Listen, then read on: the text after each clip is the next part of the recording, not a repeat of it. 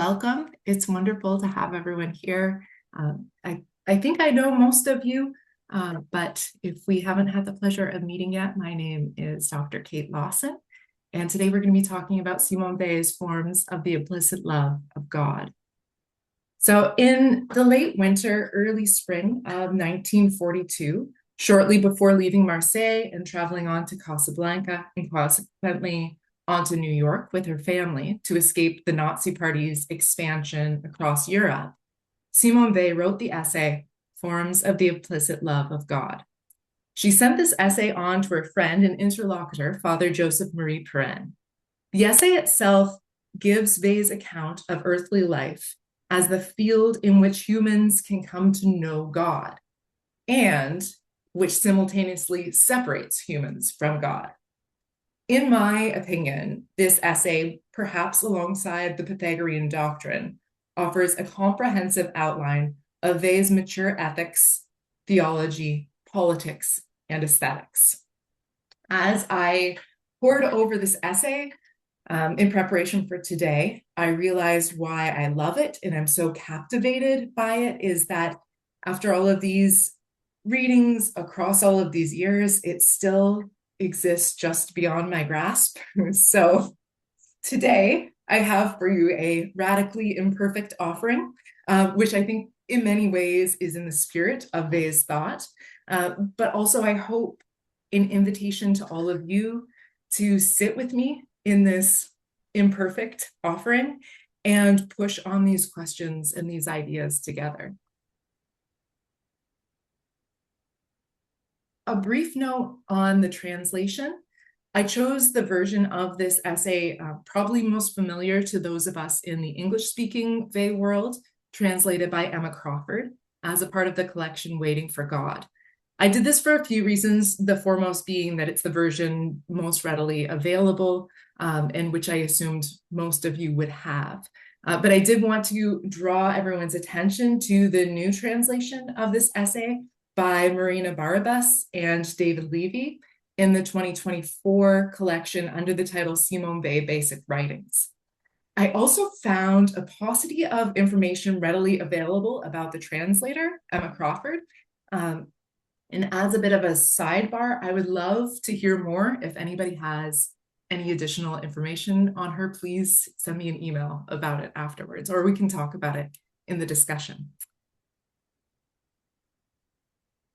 The essay itself seeks to unpack how it is we can follow the commandment of Jesus set forward in Gospel of Matthew, chapter 22, thou shalt love the Lord thy God. In particular, how can we love God before God has revealed himself to us? Or in Weil's ontology, if God is absent from the world, and in her psychology, love must always begin as a love of that which is present.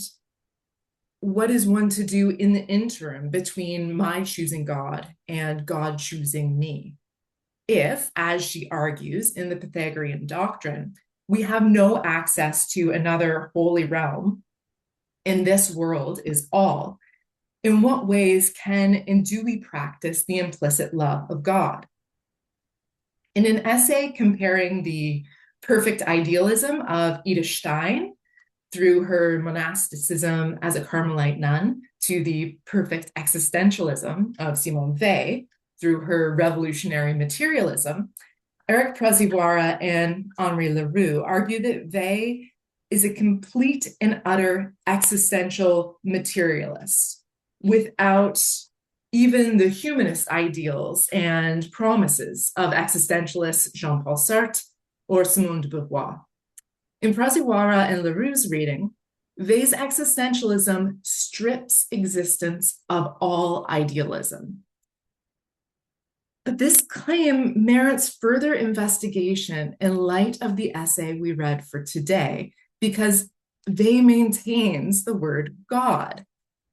The longing or the desire for the ideal God without any true access to that God complicates the claim of a pure materialism. So when Iris Murdoch takes up Weil's ideas and removes God, but keeps love, something has fundamentally shifted.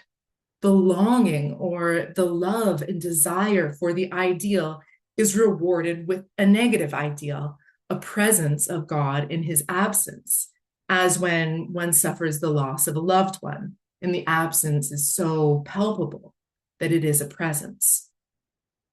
While Murdoch is able to bask in the beauty of the kestrel that flies by her window, Vey feels the sting of that beauty, and that it has the fingerprints of the divine ideal that she cannot access beyond that moment.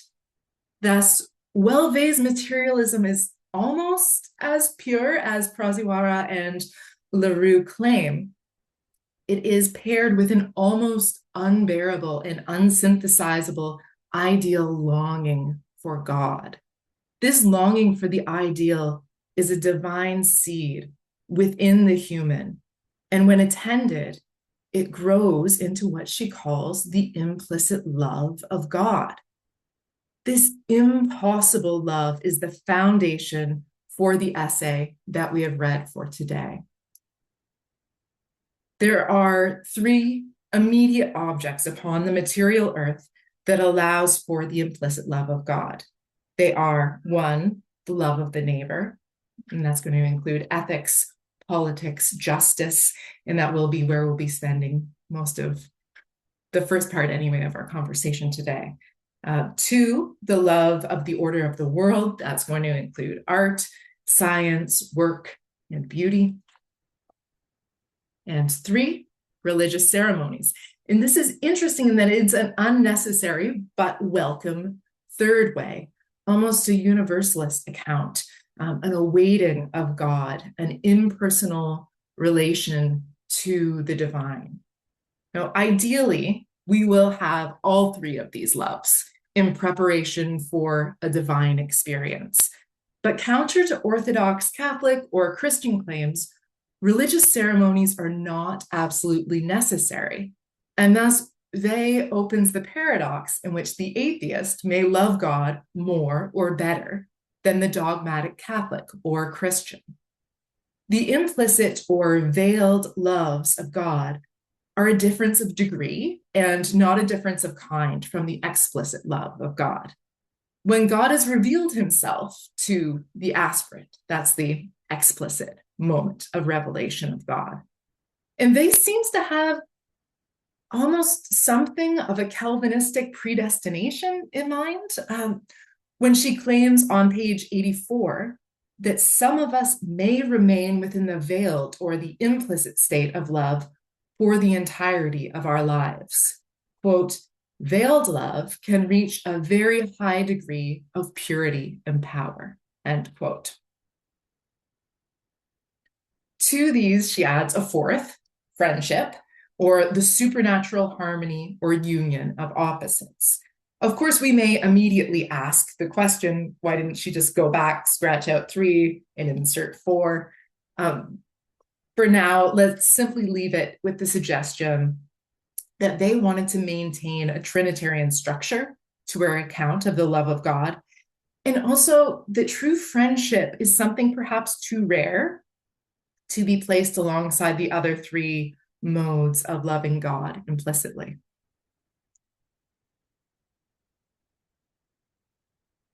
To engage Vey in this essay, I wanted to begin here by briefly turning to the book of Matthew, chapter 22, which is incredibly relevant to this essay in its totality.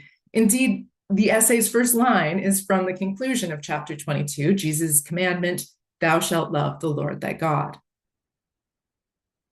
The beginning of chapter 22 relates the parable of the wedding garment, in which a king entreats his people to attend a wedding.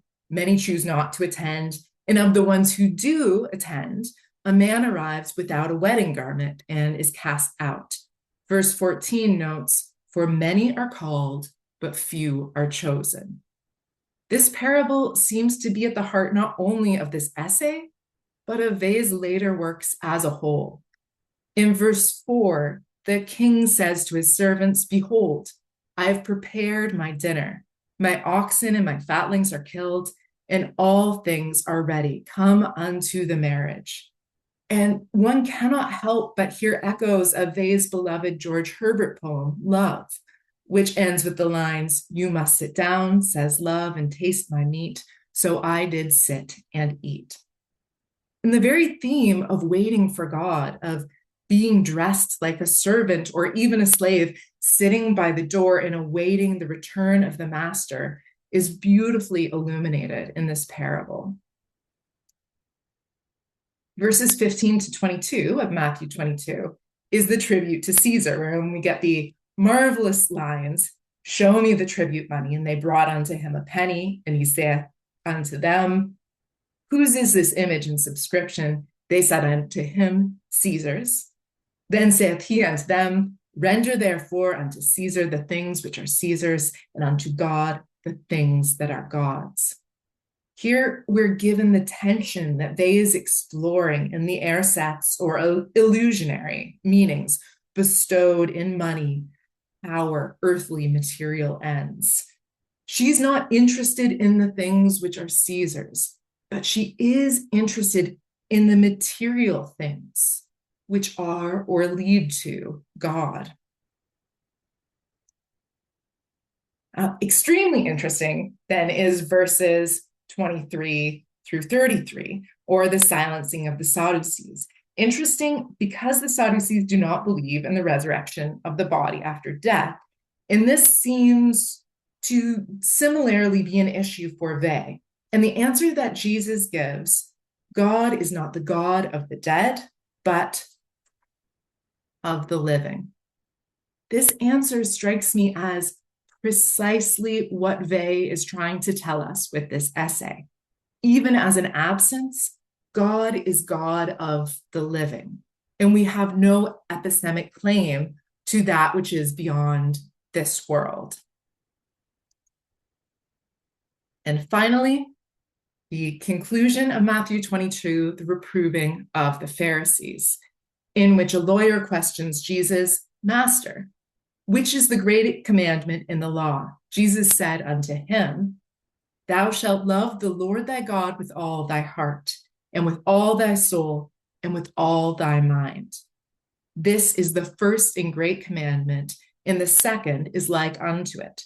Thou shalt love thy neighbor as thyself. On these two commandments hang all the law and all the prophets. This final commandment to love God spiritually, emotionally, and intellectually is doubled in the suggestion that it is like to loving the neighbor as the self. These commandments are distinct, yet interconnected.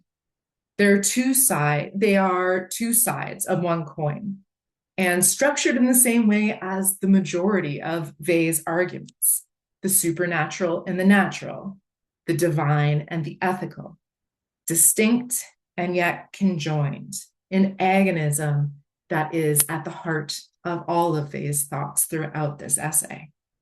As a thinker, Weil gives her readers an enormous amount of credit in assuming all of this knowledge in the first line of the essay.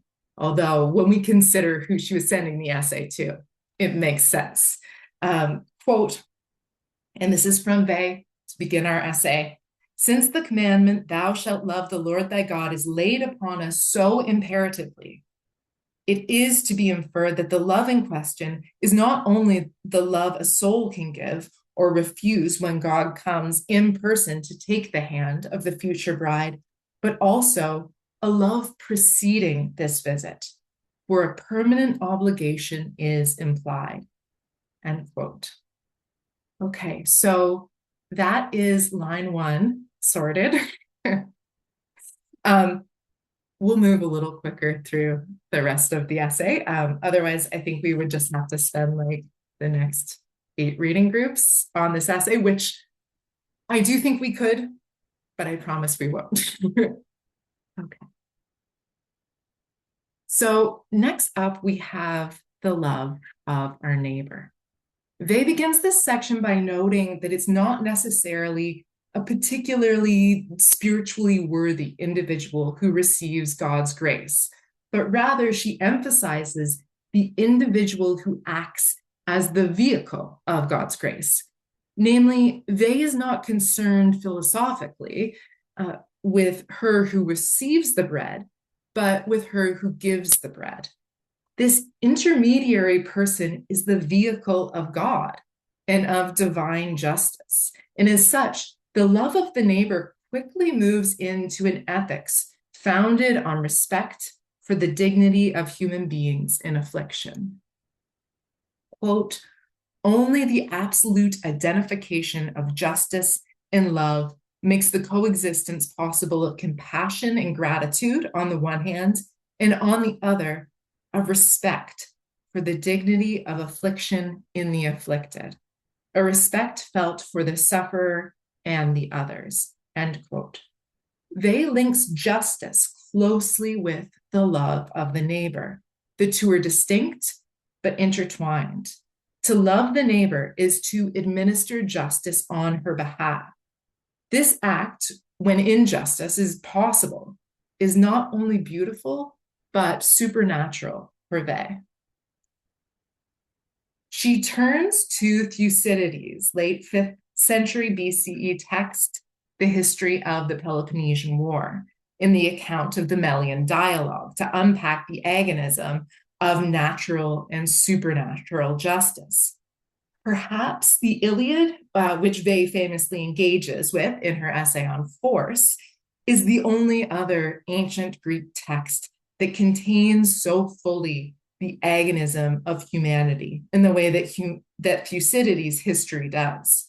The oration of Pericles, with its Athenian pride and honor, is followed by the account of the plague, complete annihilation and degradation of the Athenians. Similarly, following the account of the Battle of Mantinea, in which Sparta and its allies defeat an allied army led by Athens, Thucydides gives us the Melian dialogue, in which the Athenians use cold, ruthless logic to justify their annihilation of the much weaker island, distinguishing the term justice as only applying when two parties are equal. With proto-Machiavellian logic, the Athenians then assert themselves as able to inflict all that is possible upon the neutral and weaker island of Melos and its inhabitants. Thucydides, like Homer, gives us no final answer as to who may be the hero or the vehicle of goodness, but rather reveals the natural movement of force and justice that is only relevant when it is necessary, namely when two parties are evenly matched. Herein Weil asserts the rare and supernatural possibility of justice when injustice is possible.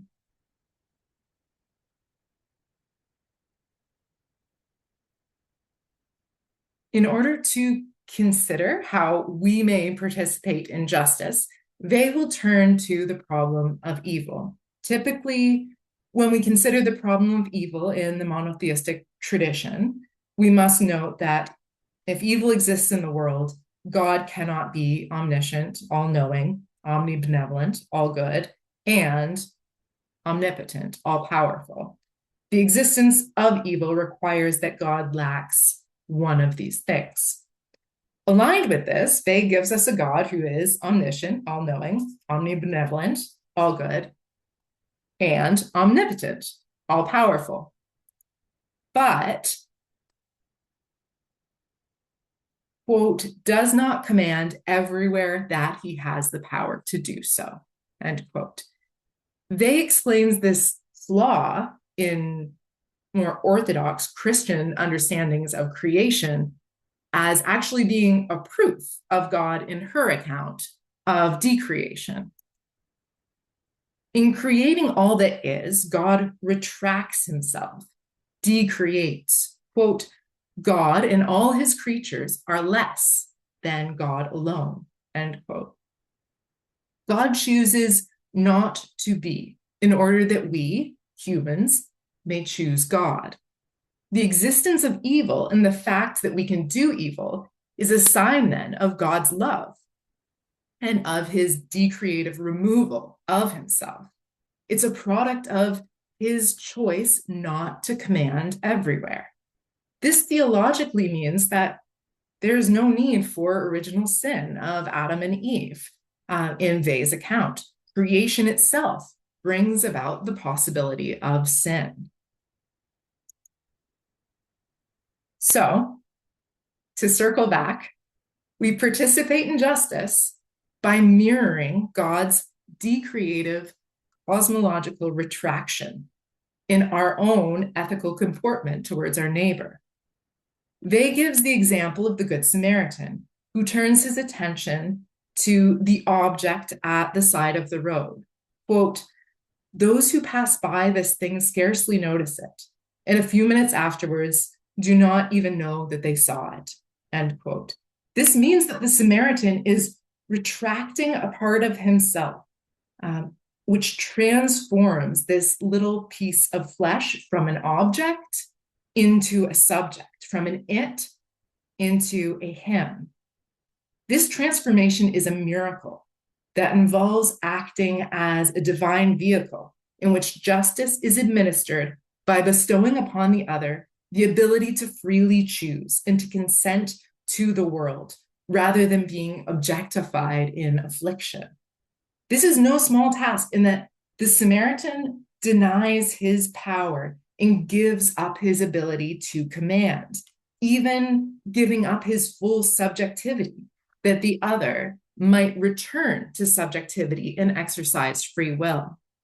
Love sees what is invisible. And here we can begin to grasp the full possibility of Weilian attention. Another important theological distinction from Catholicism arises here in that Weil asserts that we love the neighbor in and of themselves and not for the end of God. Quote, "God is present at the point where the eyes of those who give and those who receive meet. The sufferer and the other love each other, starting from God, through God, and not for the love of God. They love each other for the love of the one for the other. This is an impossibility. That is why it comes about only through the agency of God." End quote.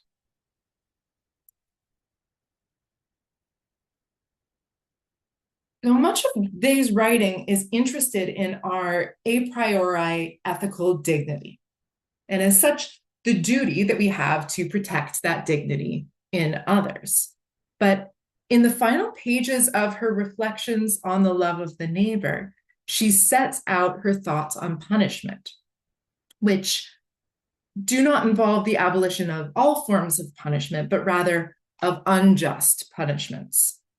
At times, Weil argues punishment is more just than almsgiving, but knowing which is just in which situation requires a close link between religious life and legal decision-making. At first reading, it may seem that Weil is setting out a kind of Christian nationalism. And this section of the essay offers us a glimpse into why Weil has appeal to this type of ideology at times.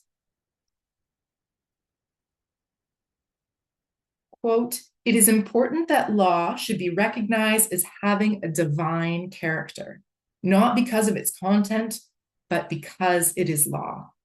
End quote. She even goes so far as to note that there may be divine justice in slaying a person, using the example from the Ramayana when Ram kills a Shudra ascetic for performing rituals reserved for the Brahmin caste. So often Weil aligns herself with Antigone. And in this stunning reversal, she seems to acknowledge that King Creon, who stands for the law of humans over the law of the divine, may have a point. Or perhaps that Creon has revealed himself to be unfit to rule by his lack of religion.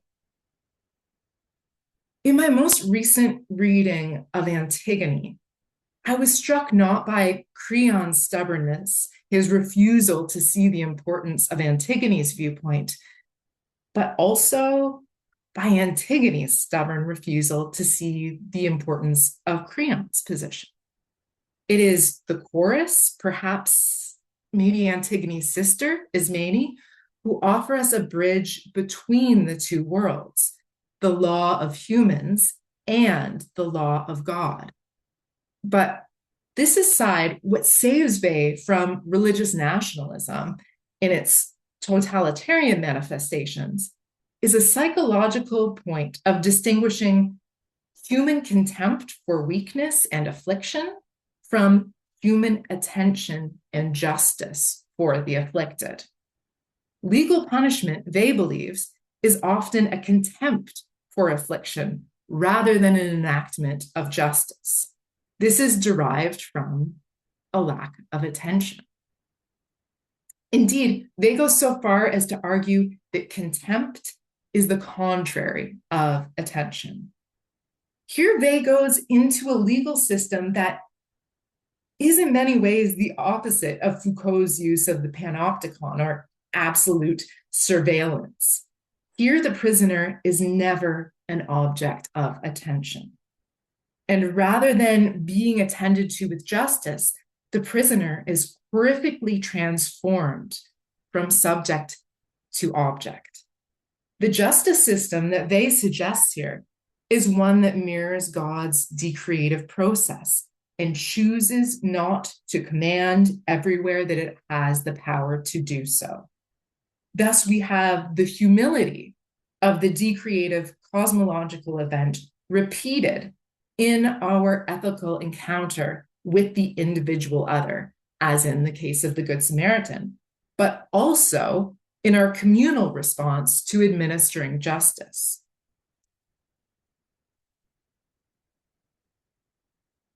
So in the next section, Weil moves into the love of the order of the world. In the cosmological decreative event, God leaves the world to be ruled by, one, blind material necessity, and two, the autonomy essential to thinking persons. And while God is, quote, outside the universe, he is at the same time the center, end quote. For Weil, God achieves this impossibility through the friendship of the Trinity. God the Father is absent, Christ the Son is present through beauty, and the Holy Spirit as intermediary.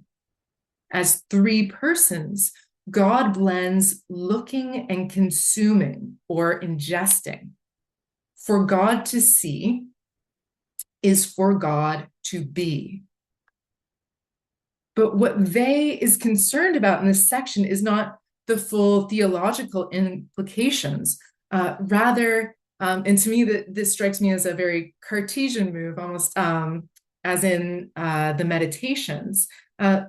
She's concerned about this moment of human error, of confusing the small egocentric self with the existential center of being. So, in true Platonic fashion, she calls upon us to renounce that center through recognizing the beauty of the world. According to Weil, all secondary types of earthly beauty, and particularly art and science, both when properly practiced, can lead one to universal beauty only if we do not conflate the ability in ourselves to see with the ability to ingest or metabolize. And she beautifully points to Eve in the eating of the forbidden fruit as the moment that begins this conflation, when the seeing becomes the ingesting. And this is also where we get the absolutely marvelous line, which I won't read the whole line for the sake of our time, but in which the beauty of the world is a labyrinth through which we can be ingested by God. Weil celebrates art and science as both similarly attending to the beauty and order of the world.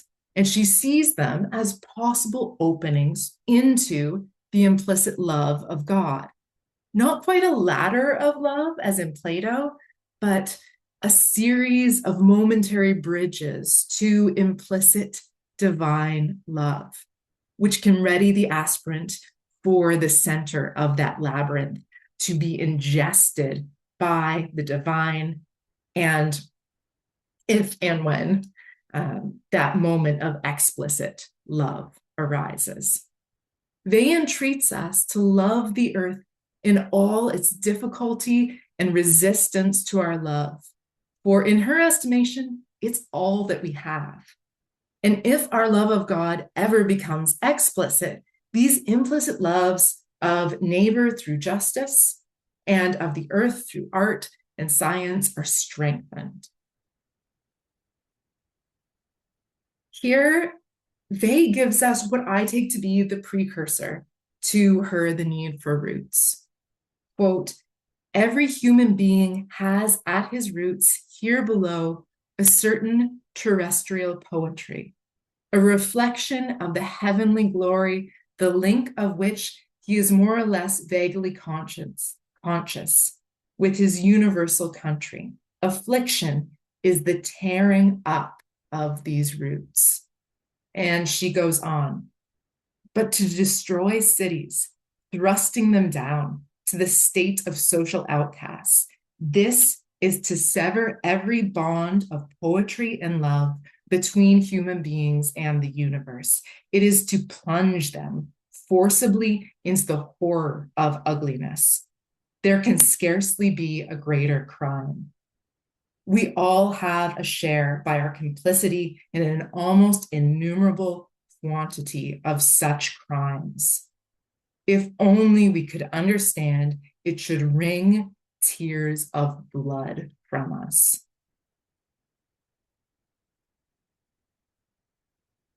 She ends then with the love of religious practices. What Vey has established thus far is the possibility of God without religion. And from here, she will layer in the possibility of God with religion. This she will do with reverence and love for religious practice, but with the clear caveat, quote, that God is present in religious practices when they are pure, just as he is present in our neighbor and in the beauty of the world, in the same way and not any more. She goes on to recognize the totalizing cruelty of some religious institutions and acknowledges that this can make it impossible for some people to find God through these institutions. For Vey, it is a welcome layer of love, but it is not necessary. Here she turns to the importance of waiting and the renunciation of willing in our relationship to God. We have the references here hearkening back to Matthew 22, in which we attentively await our invitation, already dressed in the wedding garment. We then get a brief account of friendship as a harmony between two opposites. True friendship draws together the two earthly elements manifested in God's decreation. So we have the first, blind material necessity, and this is balanced with the second, autonomy, essential to the thinking person's liberty. This balance, held open in true friendship, requires that each friend desires the free consent of the other in equality and reciprocity. It is a blending of natural and supernatural justice. The autonomy required in true friendship necessitates a certain distance. And again, we have the suggestion that, quote, pure friendship is an image of the original and perfect friendship that belongs to the Trinity and is the very essence of God. Vey concludes her essay by suggesting that it is best that the implicit forms of the love of God not be directly associated with any belief, which she thinks will maintain intellectual honesty and love's purity. And she argues that the most perfect friend we have is God himself, which we can access through our free consent. This is notably much different than, I made the reference to Descartes earlier, his suggestion of boundless free will in the Meditations. But similar to Descartes, we are able to recognize this error in our illusion, and we are able to overcome it, to renounce it.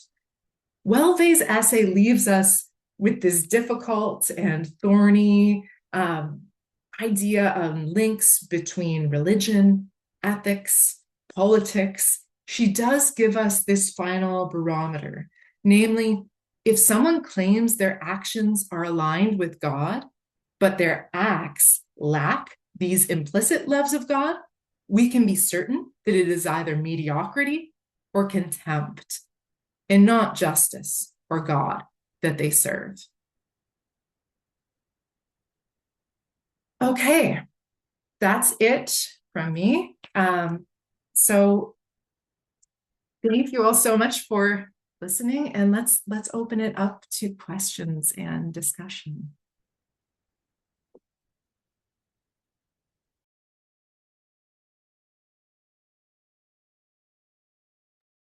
Yes, Mario.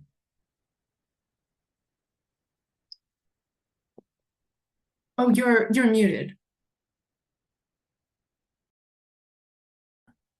Okay, can you hear me now?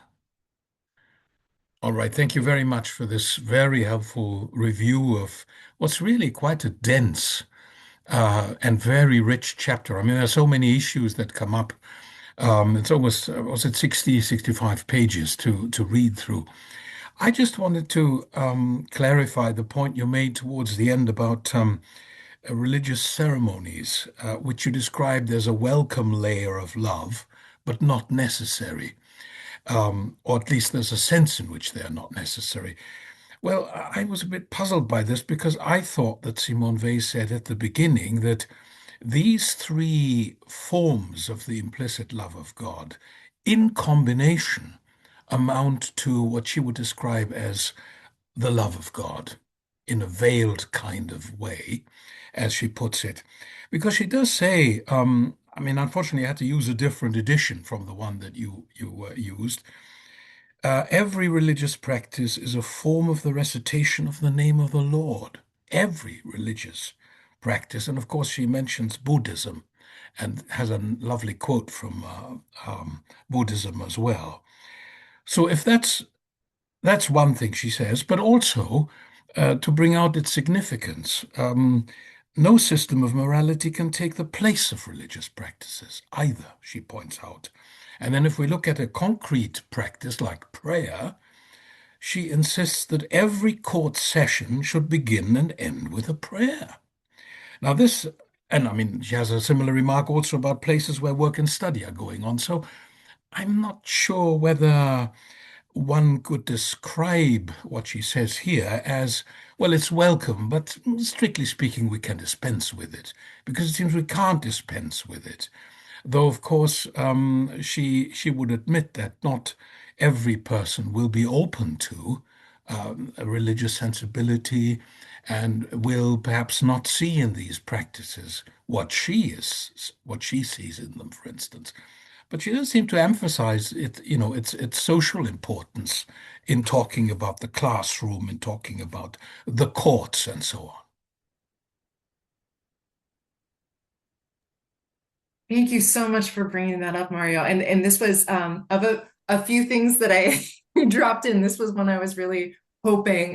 Yeah, I had a few things that I was really hoping someone would kind of push back on, because it remains very unclear to me in my reading. I couldn't crack into this paradox because it does seem that it is incredibly important for her, but there also seems to be the paradox that I mentioned of the potential of an atheist loving God more or better than the religious practitioner. Um, and I'm not quite sure what to do with that. What do you have other thoughts on this? I love the points that you drew out. Yeah, well, maybe, I mean, the reason why these practices are important is because they point towards the transcendent. And there's a Mhm, sense in which I think for her, we can't even properly appreciate the notion of moral value without bringing in the supernatural. mhm, And of course, once you talk about the supernatural, you are talking about a sense of transcendence, of unconditionality in the realm of values and duties and so on. Maybe that's one aspect. The other, which just occurred to me in connection with the school education essay, is that she says something very interesting. On the one hand, of course, it's all about mathematics and so on, as and a certain kind of attention as preparation for prayer. I mean, this seems quite important to her in that essay. But she also says towards the very end that the spiritual fruits of this kind of attention can be reaped even by those who have no religious affiliation, who are not thinking in those terms. Now, that is very interesting too. And it sort of, it supplements some of what you said there. Now, is she talking here from a personal point of view when she says that, in the end, it will bear spiritual fruits in the realm of prayer? Oh, yes, it does that. But of course, it will also bear fruit, spiritual fruit, for example, in connection with one's relation to one's neighbor. And she gives some examples. She says, someone may learn Latin for many years and it may not, bear any visible fruit, but it may, in one's relation to other human beings, have that effect. And of course, then we're right back with implicit forms of the love of God. So she already tells us, how to get there through education, but it doesn't necessarily have to be framed right from the start in religious terms. So, and yet, so I'm not sure whether there is an incompatibility there, whether this is, a kind of an incremental, developmental position that she's putting forward. Anyway, I've talked enough of that. Other people want to come in. This is wonderful because it's such an interesting that the in the school studies essay, she does move us from the okay, yes, you can learn Latin and you can love God, and even better than that, you can hear someone in affliction and act upon it. And so it is such a interesting this movement from implicit to explicit, and seemingly perhaps back to implicit or perhaps into a blend. Um, but I'd love to hear other people's thoughts or ideas on this. Teresa, do you want to jump in? Uh, Yes, maybe I won't be heard because I have some connection problems, but I try.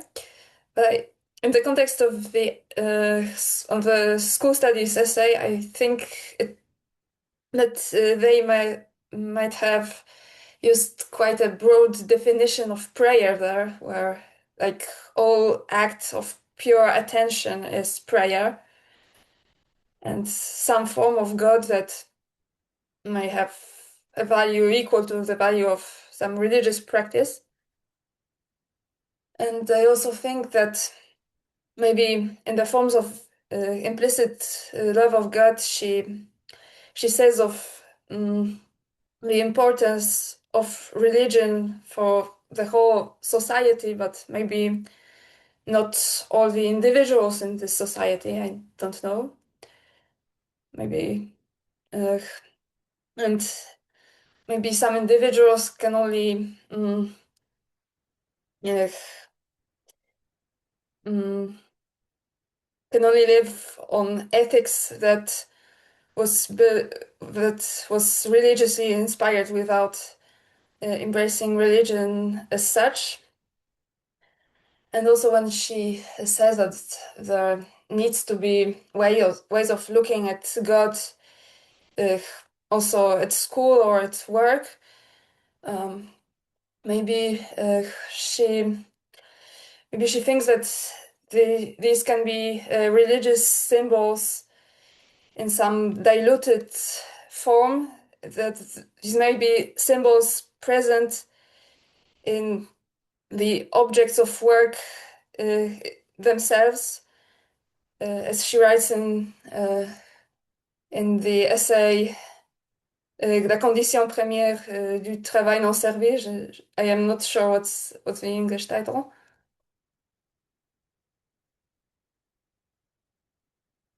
But I'm really not sure if really there is not a contradiction that can be wholly reconciled with.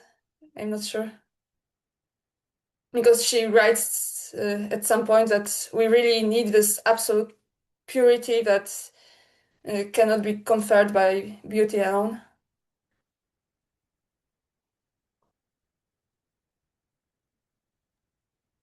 Yes, Thank you. thank you. Thank you so much for that. Sorry, did you want to add anything else in there? Not on this subject. Great. Thank you so much. And I do think, and this is why I was just delighted to go back to Matthew and draw out that link between the love of God and the love of the neighbor, and that these two are of the same material within like I think it is such a fascinating structure that we see playing out in Vey over and over again, that always just kind of borders us into paradox. So when does it become transcendent? When does it become immanent? When do those two, how do they work together? Is there just an absolute materialism, or is there a possibility of the ideal? But Ines, hi, good to see you. Hi. Thanks for both of the comments before, and thanks for that great talk. When I was working through the text, I kept thinking this is such a confusing text in many ways because it's so dense. And I think when you mentioned, the audience it was written for, also, I had never really thought about that. So that was a great, I don't know, for me, that was something new. But every time I read it, I keep getting more confused by it. And I feel like you kind of helped unpack it a little bit, or like give it some air for me, because I felt like it was so dense this last time I was reading it. But I wanted to get back to Mario's comment on the idea of religious ceremonies, because I think she says that, it's like religious ceremonies can get you there, but it's harder and harder because the social institution of religion has made it almost impossible. And that's why the atheist can sometimes be closer to God, even though they may not know it. So I think there's like the possibility that religious traditions can do that, but it's almost as if it is becoming harder and harder, at least in Christianity. I mean, she sort of touches on other religions, but she doesn't, go in depth really. Um, so I feel like she's saying both things at once. Like she has to give voice to the fact, like religious ceremonies can get you there, but oftentimes they actually obscure it, right? Or they get in the way of themselves, at least in Christianity or the church. Um, and then I had another question for you, but I don't know if we want to keep on this topic, or Well, I'll put it. I do see that Mario turned his screen back on. So do you have something that you wanted to say to that, Mario? Or should we? No. Well, yeah, I think you're quite right, Ines. What's important to her is that these practices are pure, and that's becoming extremely rare, she says. Though again, a little bit later on, something which sounds slightly contradictory when she says the church may be ugly, the singing out of tune, the priest corrupt, right? The faithful inattentive, and then she goes on to say, in a sense, that is of no importance. Someone have to think about that too, but I think you're right, Well, because the experience of the individual sitting there Yeah, isn't it's not confined to those things. yeah.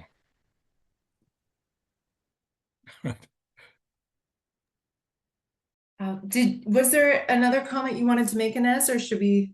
The other comment was just on evil and the way that you described, that like God's omnipotence or the sort of attributes of God. I think the other thing that struck me this time when I read this was her notion of God. She keeps saying we can't think of God as a person.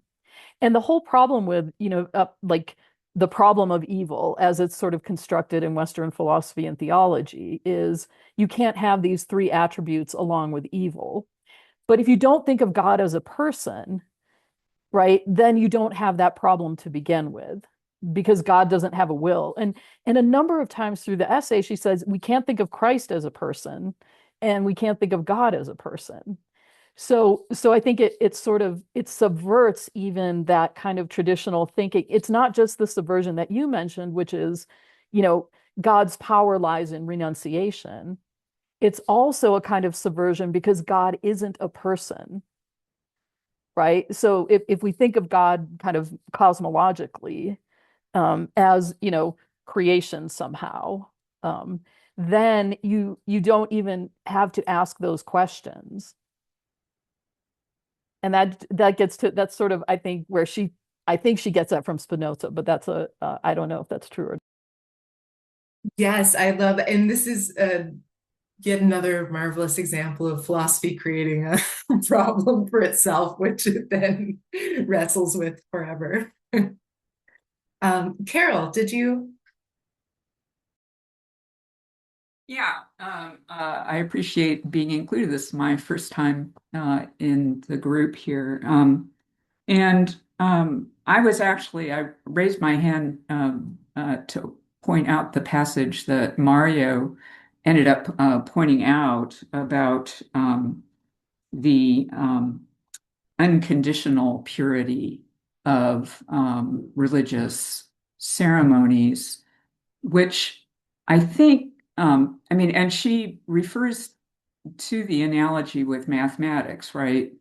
Um, uh, it Geometry is not dependent on how well I draw the triangle on the chalkboard when we used to have chalkboards, but because what the drawing does is point beyond itself to triangles, which don't have lines that are made up of thickness and that sort of thing.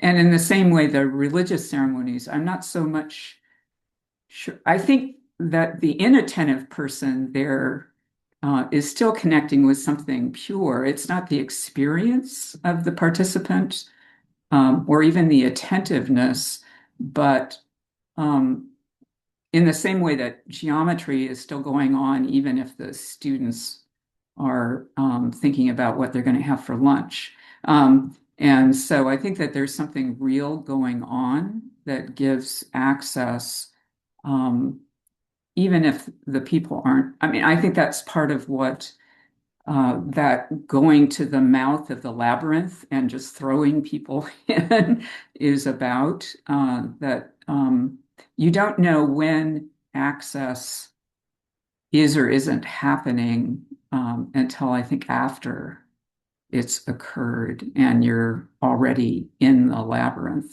on your way to being eaten. So anyway, but thank you so much for your talk. Very rich. Thank you so much, Carol. And it's wonderful to have you here. Thank you for joining us. Did anyone want to either speak directly to that, or we could just move along to Ryan?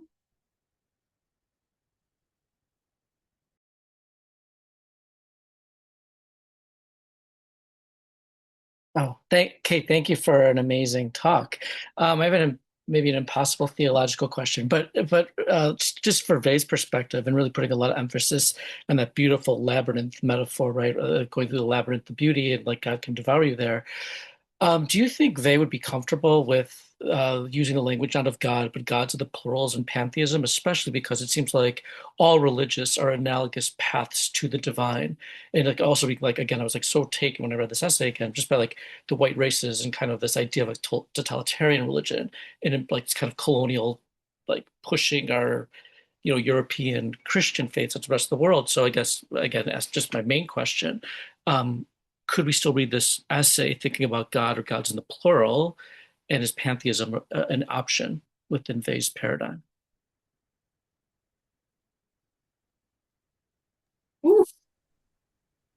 Um, I do think that we can certainly and we should still involve God in this, and I think we have to for Bay. I do think I would use the term universalist more than Christian in thinking about what it is that she's up to with religion, because she does seem to me to be wanting to draw from everywhere. So far as pantheism, if anyone else wants to give your thoughts on that, the floor is Scott. You want to Why not? thank you. Sure. So I've been, Ryan, I think you opened up a really interesting question, and it was something I was initially sparked to think about when Inez and Mario were conversing. And one of the things I really love about this essay, or the way that let me start that sentence again. The way that I really like to read this essay is in conversation with the letter to a priest. And the reason for that is that there's some really, like, in this essay, she takes a particular position in regards to atheism, purity, a sort of Spinozist, or as I would argue, I argue this for different reasons than Lissa McCullough does, but like a very Jewish ideal of God. And then in the letter to a priest, she pushes it even farther, in part because she's writing to someone she doesn't really know. So she's not afraid of upsetting them in the same way. And so there's this fascinating, just thinking about all three of these questions, like, Ryan, I don't think that Weil is a pantheist in the like pure sense of God as nature and like as Spinoza is, but she implies the possibility of that by connecting the various distinct but yet same forms of the implicit love of God, right? The love of neighbor, the love of beauty, the love of the world, the love of art, right? All of these together imply at least a sympathy to that, I think. And I think the most important one, at least in the connection to Spinoza, is the love of neighbor. And although I've been told by our fellow Weil scholar, Kenneth Novus, that he's also a Spinoza scholar primarily, that no Spinozist or Spinoza scholar would give my reading of Spinoza any credence, but that just makes me convinced that I'm right. Which is this idea that in the TTP, Spinoza actually begins with this very problem of the love of neighbor, right? In the same text where he goes sort of the most pantheist and the most political, he's also most concerned with the love of neighbor as the answer to his question of like, why is it that we keep throwing ourselves into oppression and calling it freedom? Because we don't love our neighbors, right? And because we don't really know what that means. And so I think that that's a really interesting element there. And I think that that comes back to what Inez and Mario were talking about in terms of the relationship of ceremony, atheism, and purity. Because in the letter to a priest, she goes farther in these claims, and she says that, in fact, the only way to reach a purity of religion, and in that particular case, once again, she's speaking about religion broadly, but she's also primarily thinking about Christianity, is to pass through atheism. Atheism is the purification of the Christian, of the true like mystic. And I think that once again that connects to Spinoza, because like when somebody figures out whether Spinoza was, Jewish or atheist or pantheist, like let me know. I'll argue that you can be all three at the same time, quite frankly, but a lot of people would disagree with that, I think. But anyway, yeah, you all have me thinking about this and wanting to like go back and revise things I've written that it's probably too late to revise. Anyway, thank you, Kate, also for a wonderful presentation. A really wonderful and deep reading of, as everyone has also already said, like an incredibly dense and difficult text to parse and one of my favorites. Yes. Do you have any other anything else to add? Well, you've got the floor, Scott. No, my brain is swirling with lots and lots of thoughts. But none of them are coherent at the moment. So I'll leave it there. Thank you, everyone. Yeah, Ines, do you want to add on to that, and then Just really quickly, because Ryan asked about the possibility of gods or God, like, please, yes. and I just wanted to just remind us of the kind of connection of they and Plato, because in many of the Platonic dialogues, it's gods and goddesses, right? Plato refers to gods and goddesses. Often the translation is just gods, but in the Greek, it's gods and goddesses that are included. So just a kind of, she's using Plato all the time. Plato's reference to God is actually gods and goddesses when he uses it, if he uses it. So, or to something like beyond being, right? So just a kind of aside. And I mean, I think Scott's reading of Spinoza is right on. So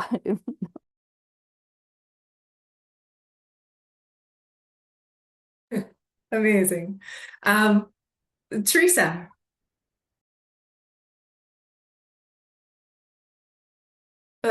Unfortunately, I didn't hear Scott's remarks on Spinoza, but I just wanted to comment on what Inez said, that I think that Weil still needs some degree of personality of God, enough.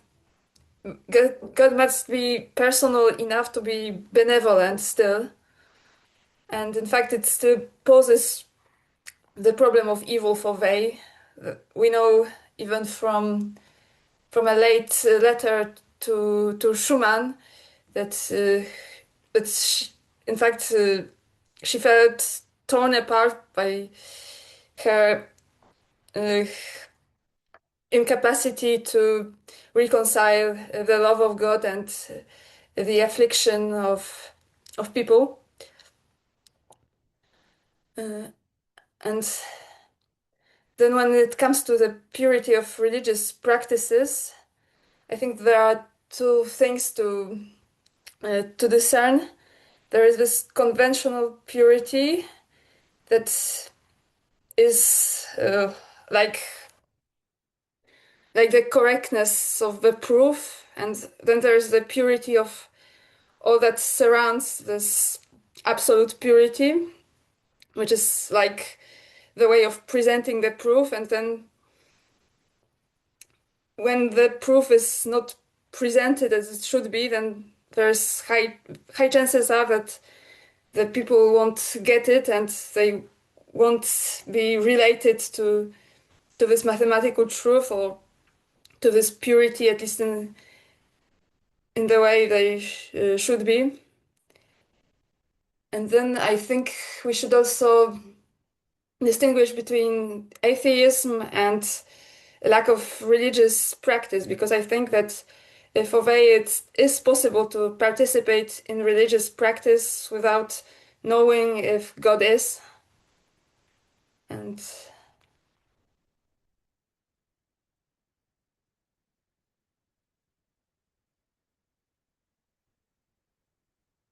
so maybe this agnostic participation in religious practice, or maybe atheist, because, well, there is this passage in which she says that a servant can think that his master is dead and he will still be waiting, is some way of purification.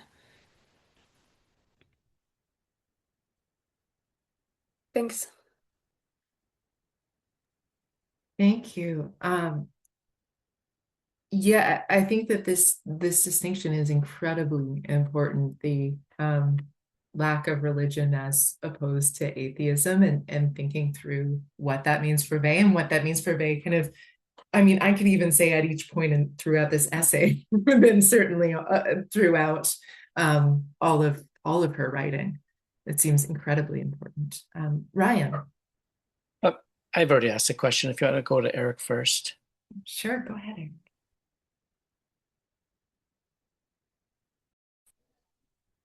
I think I just gave my phone the ability to hear me. Everyone can hear me? Okay, thank you. Okay. Yes. Yeah, I think what was just said, it kind of got my mind racing. I'll try to be articulate. Um, with everything going on in the United States, I won't go too much into it, but I've heard it said more than once, like we kind of need like a prayer. We kind of need like something, in that Antigone sense of like some call to something greater than human law. So I really liked your discussion of that. It made me think quite a bit about that. And then in that vein, I'm working through the Rebel right now, but I've also been very captivated by Camus' relationship with Simone Weil. And I think I I struggle with that question. One of the things I loved about this essay was the idea of like this creative act of restoring someone else's humanity. In my mind, it's like Simone de Beauvoir does this amazing job of cataloging, our responses to ambiguity. And she ends at the artist, which I think is almost a mistake after reading Simone Weil, because Simone Weil takes it to the next step of actually the highest form of creativity is what she talks about here and what you um, really well talked about. But it's that question of atheism or this idea of God that I very much struggle with. It seems like Camus and others, like in The Plague, I read that during the pandemic. It seems like there's this idea of he's grappling with the saint, or just these people that have gone through kind of a decreative process, and helping others is just kind of what you do. Almost, I think, what Simone Weil talks about in Gravity and Grace, if I remember right. So I don't know if there's a question there. Just it made me think of a lot of things, but I was curious. Is it absolutely necessary to believe in God, in the Christian God, in order to creatively restore other people's humanity? And if you are still doing that, I mean, I would think that still matters, or is still something that Vey would be in favor of, considering all of the things she did in Spanish Civil War and with workers, etc. So I guess I'm just curious on that point as well, along the lines that everyone else has been talking about. Thank you so much, Eric. That was such a rich contribution. I think that there, to my mind, there absolutely is space for this implicit love of God, without religion. And I find that incredibly meaningful, incredibly hopeful, which don't tell Scott is very hopeful. The CBC pitted us against each other for that. But I do have this sense that what she's really trying to do is democratize this process, that we all have the possibility to step into it. And I just saw that Cindy has a comment as well. Did you want to say something to that, Ines, before we? I just want to Yeah, say I that think Dr. Ryan. Rue, oh, sorry, go ahead. That Dr. Rue's a great example, I think, of what he mentioned, reading The Plague, of what she's talking.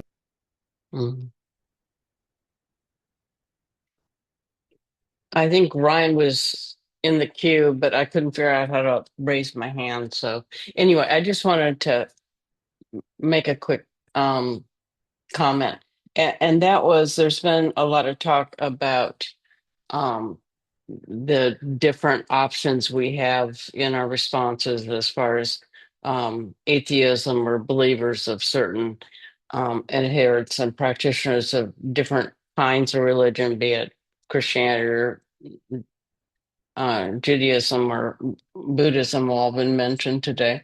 And I have gone through all my paces and have landed in more of an agnostic position, which I don't hear that sort of territory mentioned too much. And I'm just asking the question. I'm looking at like page 146 and talking about the religious which represent divinity as commanding wherever it has the power to do so seem false, even though they are monotheistic, they're idolatrous.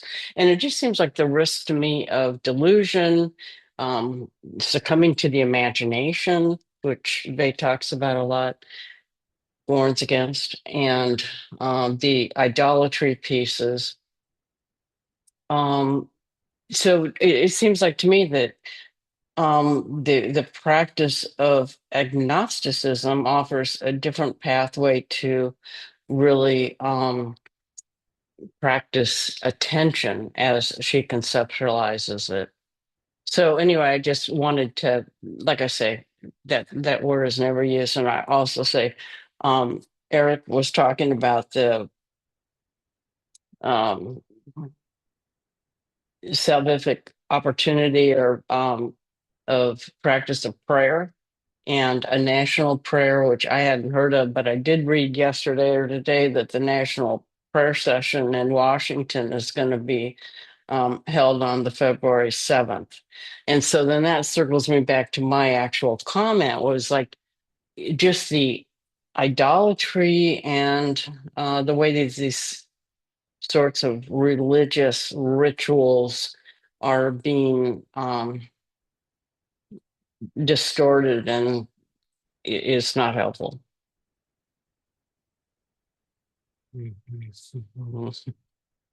Yeah. Absolutely. Thank you. Thank you so much, Cindy. And Stephanie, did you have your hand up as well? Poor Ryan. You keep getting bumped, Ryan. Well, please go ahead. I used to be able to use the little thing, but I couldn't do it today. I get that. Some days yes, some days no. There's not. But I don't think she's pantheist, but she does go to a great deal of trouble to talk about contributions to a correct nature of God from many, many different sources. And so I think in that sense, she has an appreciation that there's no one group or no one, I mean, even parts of the Jewish Bible, according, her actually have something to contribute, which given the way she speaks, otherwise you wouldn't think so. But so I think that, I don't think you call that pantheist, right? I mean, I think she's trying to pull together a picture of something that's adequate, but can never be adequate because because God's at the center of the world. So you can only think it because it's already been thought for you, or you could only love because you've already been loved, right? I mean, it seems to me that the way she's described in the whole thing, the way she's describing these forms of love, is that they are implicit because they can't be explicit because the source of them is God.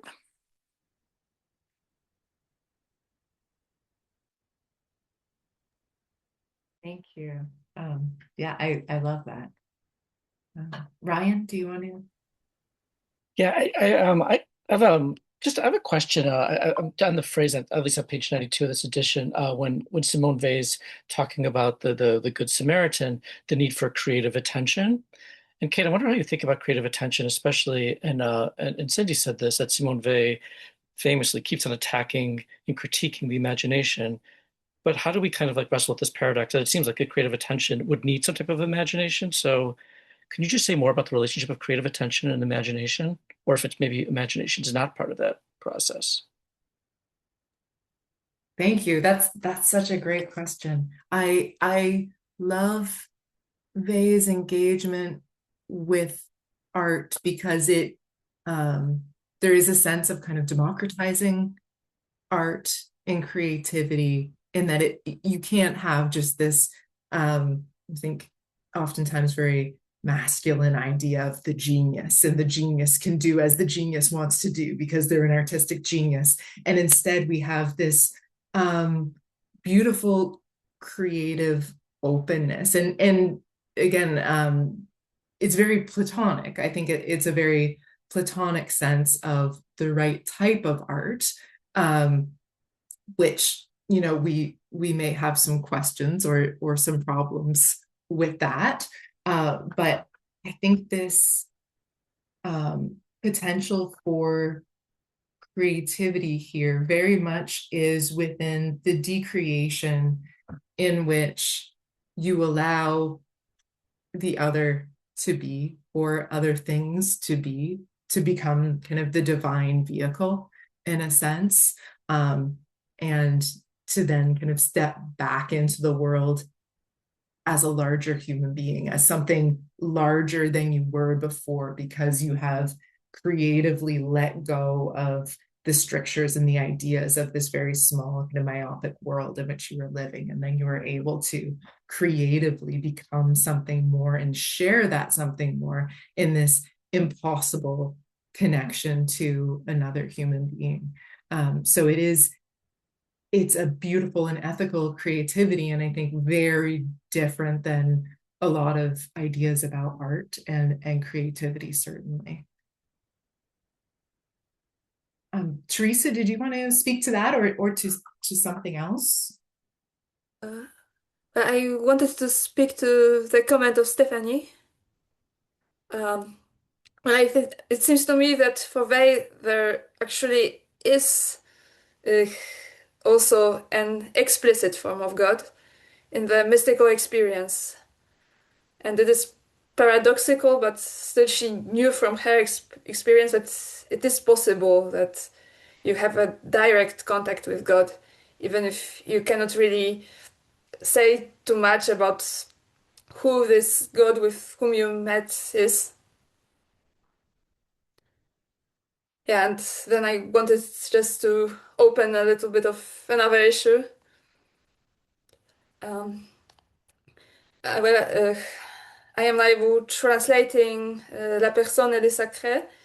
So I was interested how the notion of person is working in this text. And it seems to me that, well, while in this late London text, she is very opposed to any kind of idea of a human person. She writes that a person needs to disappear. And here still, when she describes the love of neighbor, there some kind of what she calls a person seems necessary, that you need someone who has this human person, and then and that she can confer this personality to someone else, and this is something positive. And then she writes on friendship as some personal implicit form of God that requires some personal features in some way. And then still there's this idea that the love of neighbor is still impersonal, in the sense that no personal characteristics, no special personal characteristics are needed to enact it. So I would be interested to know your thoughts about it.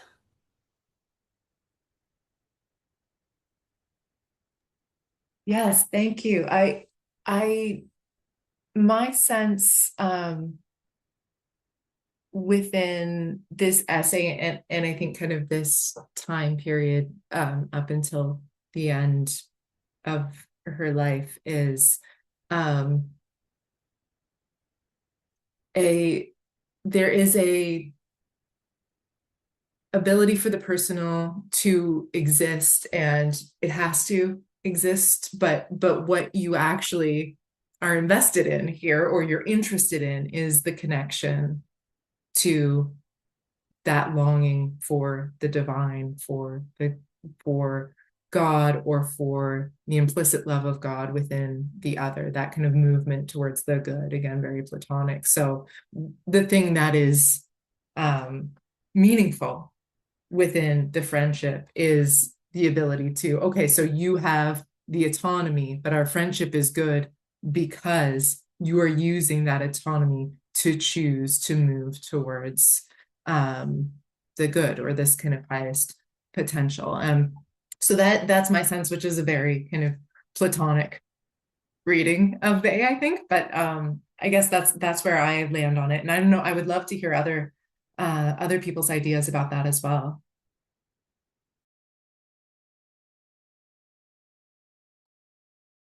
Or we can also move onto Carol if everyone's like, that's right, Plato.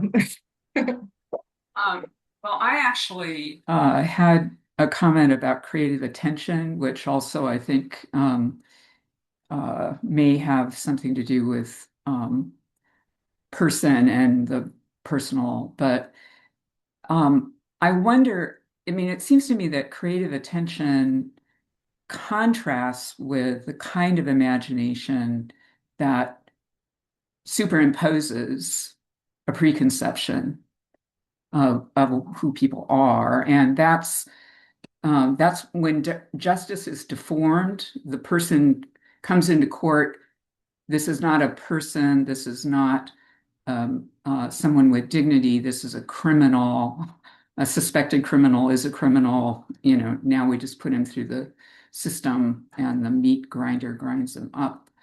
The creative attention is really not so much creative as restorative, because she talks about the afflicted as having been really kind of dissolved, like a slug that's had salt put on it, like a crushed worm, she says in one passage. And what the really attending to the afflicted does is restore their dignity by my making room for them to be a self and not just a product of my imagination.